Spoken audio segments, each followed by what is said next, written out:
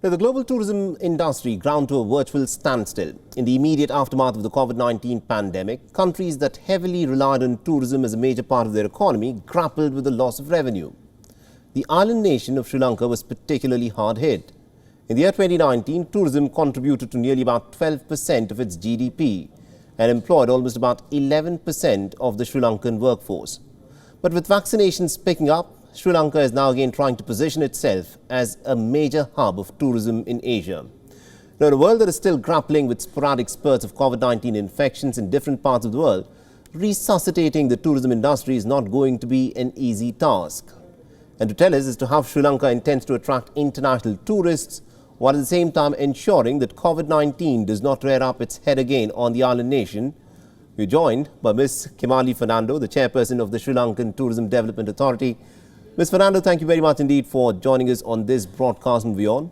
And let me begin by asking you this. As we still seem to be grappling with the COVID-19 pandemic, what has Sri Lanka got to offer to tourists as a holiday destination? From a tourist perspective, it's basically, post-COVID or during COVID, if you like, people are looking for nature. Sri Lanka has 26 national parks. We have amazing biodiversity. 1/3 of our island is forest. We have 8 UNESCO heritage sites. We have, of course, stunning beaches. Everyone knows that. We have 105 waterfalls and the highest density, I think, of waterfalls in the world, in fact. We have a sea area of 8.5 times our island. And Sri Lanka is an island of islands. We have 25 islands. People post-COVID or during COVID are going to look for nature, well-being. Recently, in fact, we are proud to say that Sri Lanka was voted within the top 5 in the world for wellness tourism. Only country in Asia voted top 5. And that we were voted in to heal your body and soul, to be able to heal it. So, wellness in Ayurveda has healed our communities for centuries. And this is something we would like to share with the world. Now, the Indian Prime Minister has spoken of a Buddhist trail of tourism. As Sri Lanka is a Buddhist majority nation, how do you see the idea of a Buddhist trail? Absolutely. India is an amazing partner with us. We have long relationships with India. Buddhist trail is an absolutely important area. We've already started working on the trail, spoken to travel agents in India as well as in Sri Lanka to encourage the Buddhist trail. Not only Buddhist trail, the Ramayana trail, equally important, right? We share so much culture, so much, relationships together. And this is absolutely an area. And the Indian traveler, Indian traveler is amazing traveler because there's diversity in the traveler. You have the very luxury, high-end Indian traveler who comes actually in their private jet to Sri Lanka and who wants to be not seen anywhere because they are high-profile people.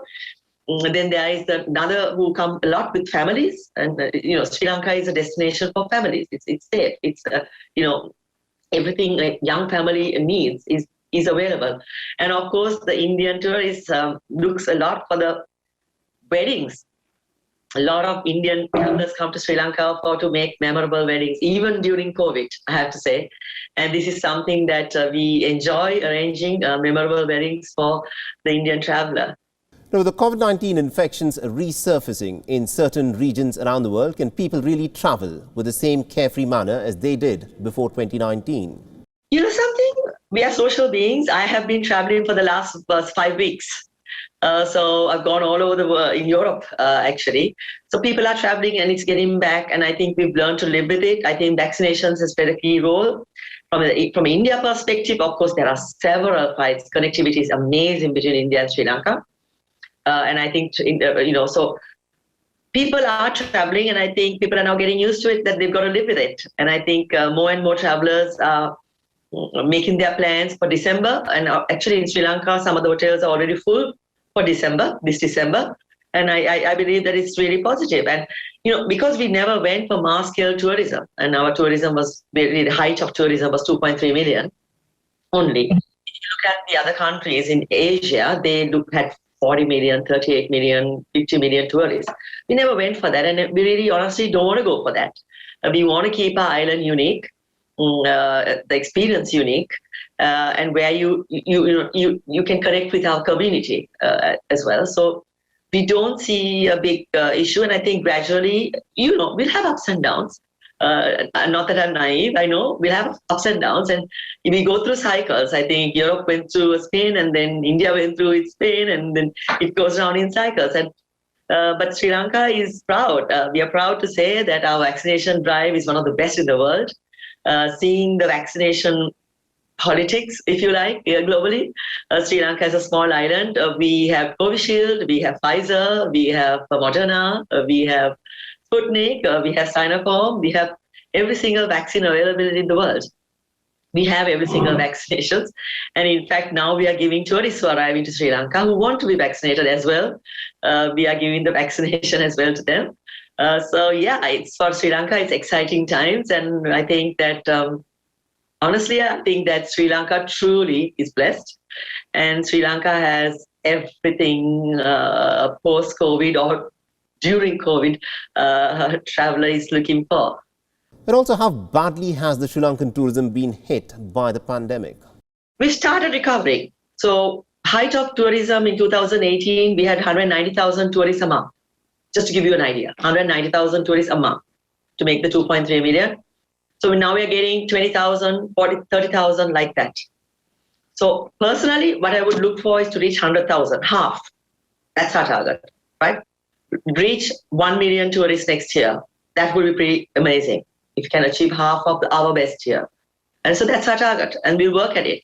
And I think that's not difficult. That's not difficult at all. With the vaccination and our protocols, our safety protocols in place.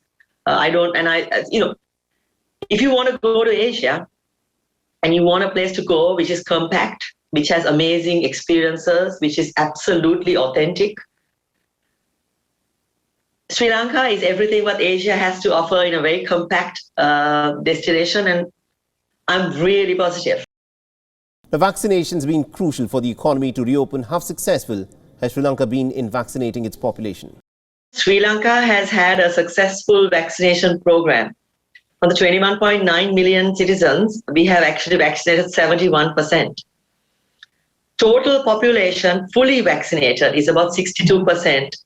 And in fact, it's higher than most countries in Europe, in fact, as well. So currently what we are doing is the third booster Pfizer vaccination is been given to the tourism healthcare workers, healthcare workers, Army, Navy, Air Force as well, on 1st of November. And now we are vaccinating, in fact, the 15-year-olds for their preparation for their O-levels. Vaccination drive successful. We have a protocol in place since last year, in fact, when the world was in shock and turmoil with regards to the COVID. Sri Lanka tourism started the process. So we actually trained, certified, physically audited every single hotel with KPMG and Ernst & Young in terms of safety protocols. Each hotel has a QR code where people are able to provide their feedback on their safety protocols. All the staff, whether it is the waiters, the room service, whether it's the drivers, the guides, all were trained. So health and safety protocols are important. Vaccination has been extremely successful, not only in Asia, but frankly in the world, as ranked tops in terms of, if you look at each continent actually. And number 3 is that we've made the process therefore easier. And so if you're fully vaccinated, it's like travel in 2019 again, if you like.